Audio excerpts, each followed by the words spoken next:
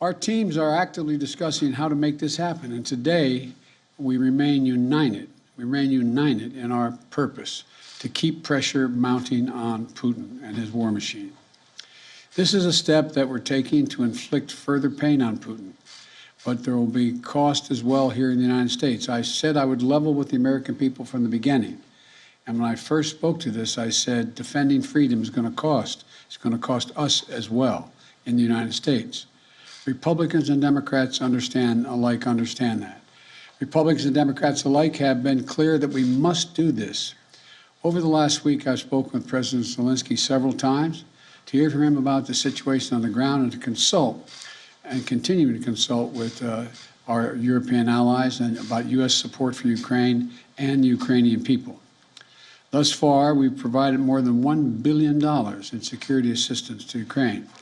Shipments of defensive weapons are arriving in Ukraine every day from the United States, and we, the United States, are the ones coordinating the delivery of our allies and partners of similar weapons, from Germany to Finland to the Netherlands. We're working that out. We're also providing humanitarian support for the Ukrainian people, both those still in Ukraine and those who have fled safely to a neighboring country. We're working with humanitarian organizations to surge tens of thousands of tons of food, water, and medical supplies into Ukraine, and with more on the way. Over the weekend, I sent Secretary Blinken to visit our border between Poland and Ukraine and to Moldova to see what the situation was firsthand and report back. General Milley, Chairman of the Joint Chiefs of Staff of our Defense Department, was also in Europe, meeting with his counterparts and allies on NATO's eastern flank to reassure them, those countries bordering Russia, NATO countries, that we will keep our NATO commitment, a sacred commitment of Article 5.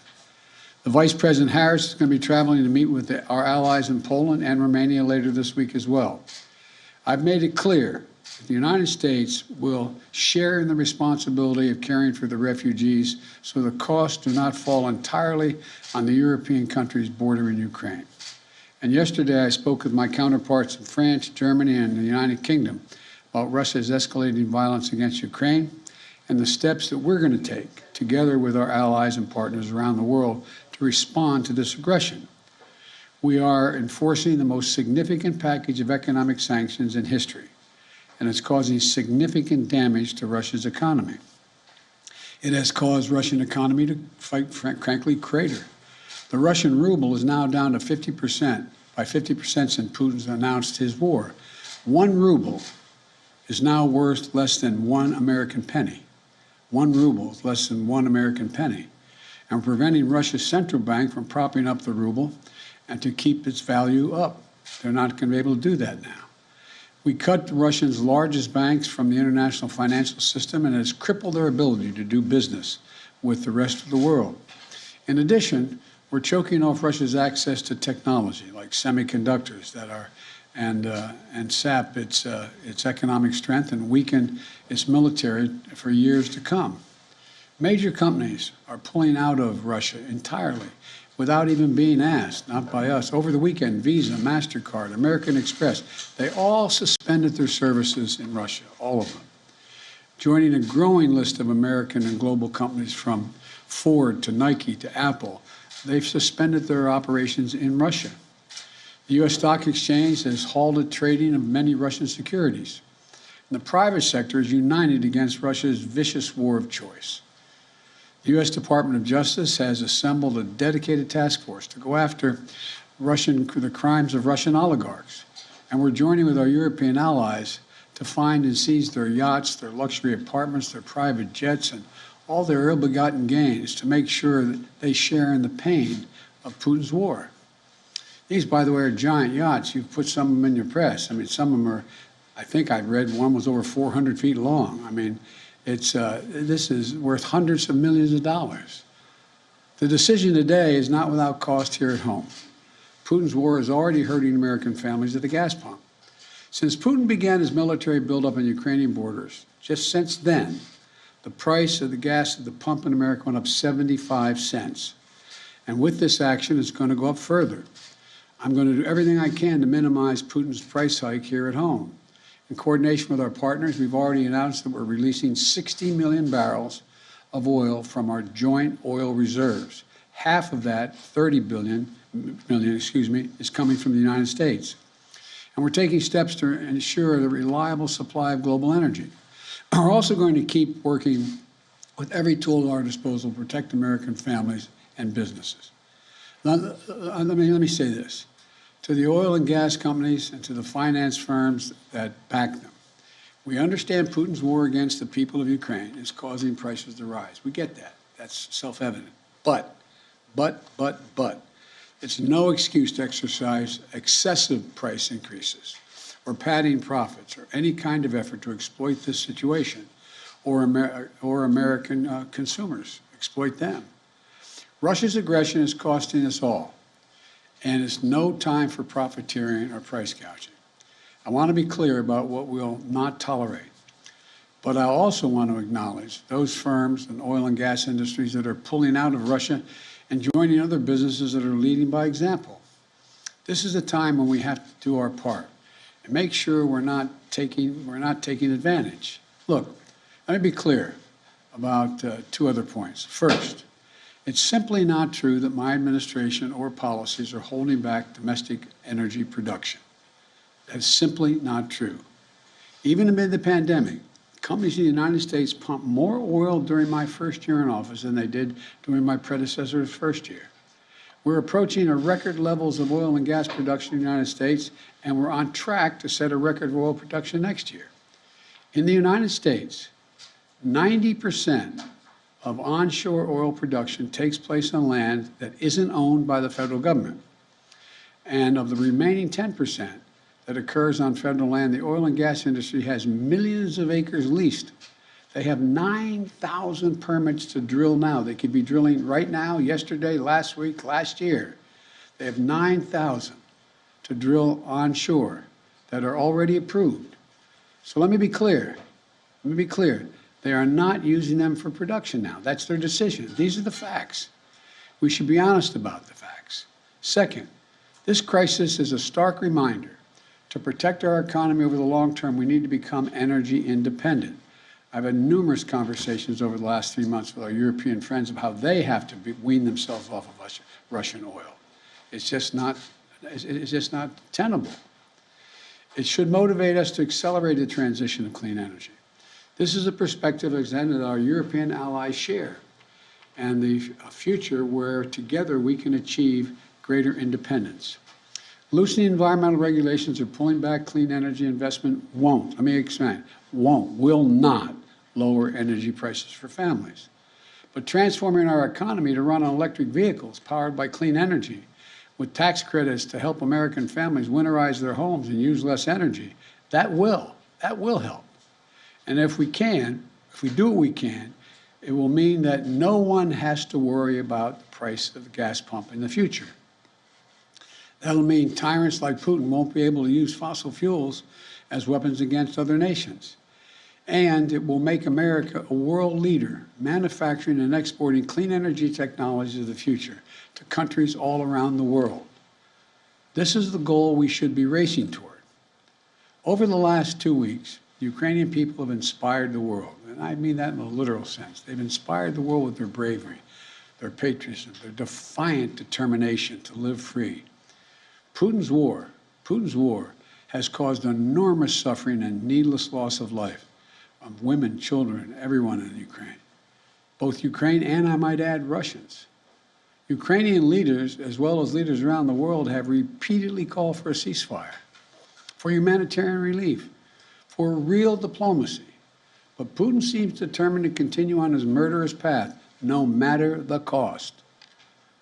Putin's now targeting cities and has been targeting cities and civilians, schools, hospitals, apartment buildings. Last week, he attacked the largest nuclear power plant in Europe with an apparent disregard for the potential of triggering a nuclear meltdown. He has already turned 2 million Ukrainians into refugees. Russia may continue to grind out its advance at a horrible price, but this much is already clear. Ukraine will never be a victory for Putin. Putin may be able to take a city, but he'll never be able to hold the country. And if we do not respond to Putin's assault on global peace and stability today, the cost of freedom and to the American people will be even greater tomorrow. So we're going to continue to support the brave Ukrainian people as they fight for their country. And I call on Congress to pass the $12 billion Ukraine assistance package that I have asked them for of late. Ukrainian people are demonstrating by their physical courage that they are not about to just let Putin take what he wants. That's clear. They'll defend their freedom, their democracy, their lives. And we're going to keep providing security assistance, economic assistance, and humanitarian assistance. We're going to support them against tyranny, oppression, violent acts of subjugation. People everywhere, and I think it's maybe even surprised some of you all, people everywhere are speaking up for freedom. When the history of this war is written, Putin's war on Ukraine will have left Russia weaker and the rest of the world stronger. May God bless all those heroes in Ukraine. And now I'm off to Texas. Thank you very, very much. I know there's a lot of questions. I know there's a lot of questions, but there's a lot more that has to be made clear, and I'm going to hold on that until we get more information. Thank you. Appreciate it.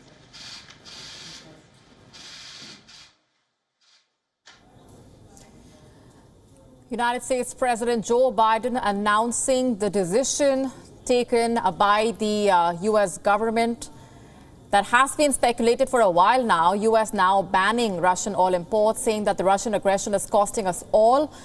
Joe Biden addressing the nation, addressing the media on the decision to ban Russian oil imports in the wake of Russia's invasion of Ukraine, saying that the war will not be a victory for the Russian President Vladimir Putin. Now, this move by America will have far-reaching implications. The global oil markets have already been feeling the heat. Our correspondent Susan Teherani is with us on the broadcast this minute. Susan, as anticipated, Joe Biden there announcing the decision to ban Russian oil imports. Take us through to what extent America has prepared itself for this move, because this is going to have far-reaching implications on its economy and overall on the global economy.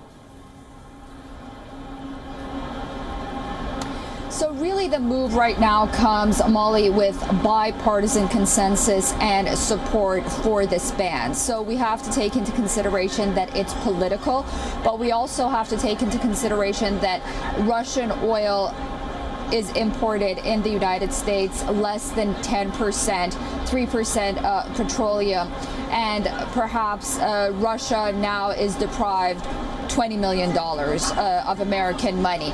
In order for this ban to be very effective, the international community would have to come in line with what the United States is doing. So a lot of what is happening right now was because of the political pressure that this administration was facing.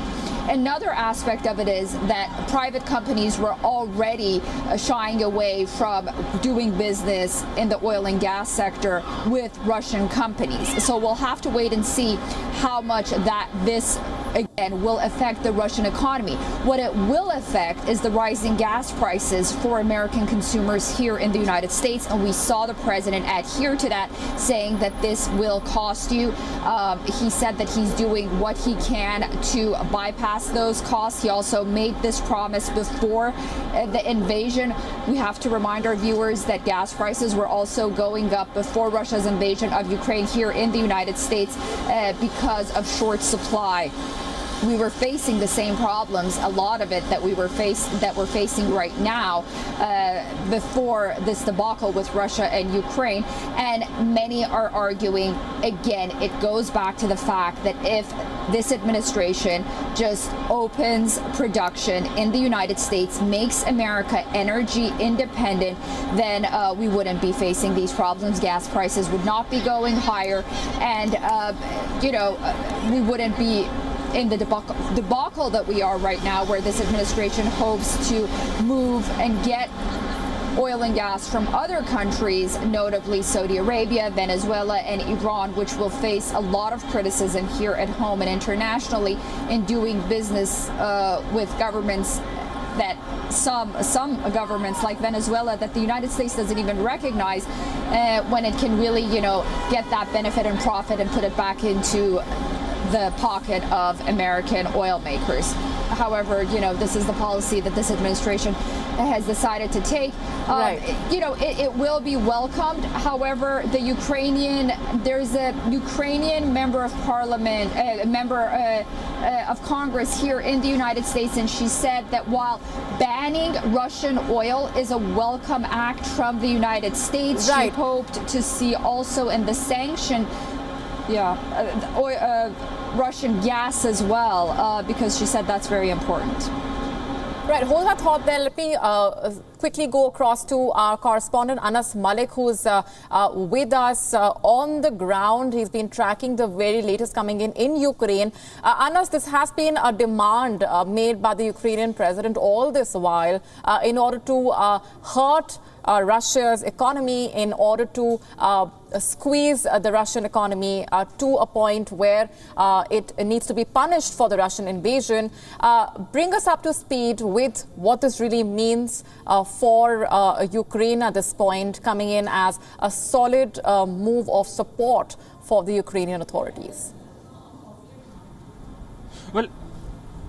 Well, at this point of time, this is a win-win, perhaps a win-win or a face-saver for the Ukrainian side. They would get to chest thump or boast about something that one of the three key demands of theirs have been met, at least by the international community, with the ban kicking in from the United States. It started off from the United States. Now, as we speak, Ukraine's dependency on Russia is lesser and lesser, for the fact that the gas that was already coming into Ukraine was cut off some months back due to an alleged non-payment by the Ukrainian government to a Russian company.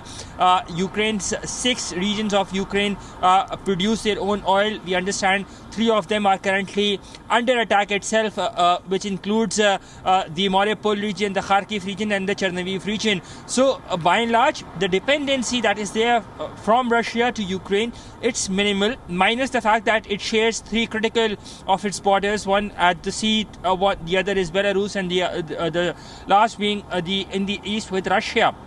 But by and large, this move will be welcomed here in Ukraine as we speak. In fact, in some time from now, we would be expecting a reaction or a tweet from Volodymyr Zelensky as well, from the Ukrainian president, welcoming this move, because out of the 3 key demands that he had put forward, which included one of them, was the fact that there should be a no-fly zone imposed, the ban on Russian oil imports, and another one, this key demand has been met. So this would be looked as a step in the right direction here in Ukraine. Molly?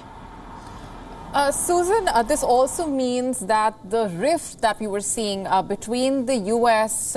And Europe when it comes to this decision now once again comes to the forefront. America has gone ahead and announced this move. To what extent is it now going to be in conversation, in those continuing conversations, to try and mitigate the impact of this decision? We've already been looking at reports saying that the White House was in touch with various stakeholders to try and minimize the damage as a result of this move.